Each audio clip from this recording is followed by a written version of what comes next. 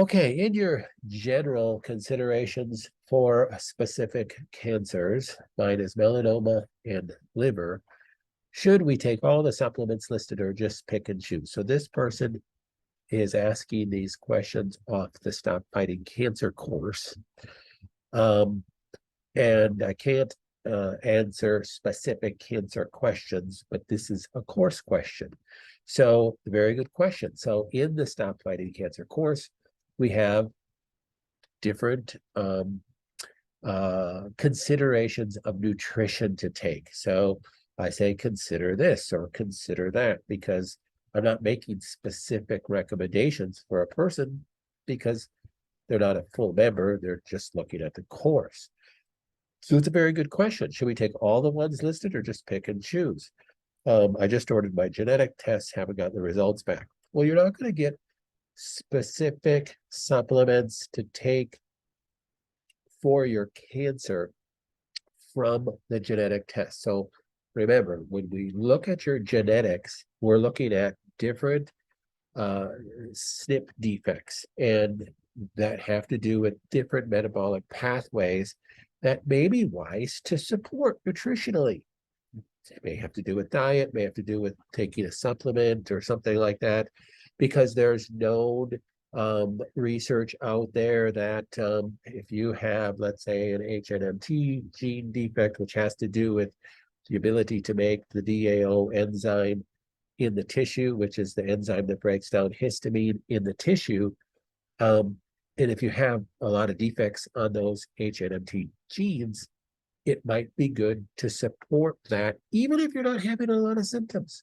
So you could have a lot of defects in a specific gene SNP family, and you might not even have any symptoms because maybe they're not fully expressed. But it still might be a good idea to preventatively, like, oh, wow, I might take some nutritional antihistamine type things, maybe not on a daily basis, maybe a couple times a week. I might have those on hand. I might take those on a pulsing type format, meaning you're not going to take them every day, but you might take them just on the weekend, or you might take them 5 days a week if you're having some symptoms. So you might pulse some supplements, knowing I have those defects. I'm going to take these supplements, or knowing I have those defects, I'm going to maybe not gorge on histamine foods, and I'm not going to eat a bowl full of nuts that contain a lot of histamines. I'll just, be a little bit more wise to my choices. So when we look at your genetics, we're looking at those specific gene SNPs and giving you some clues on some dietary things and nutritional things to support them. They will not tell us about conditions, meaning I have cancer, or I have an autoimmune disease, or I have hypothyroid, issues. That's not, genetics aren't going to show those things.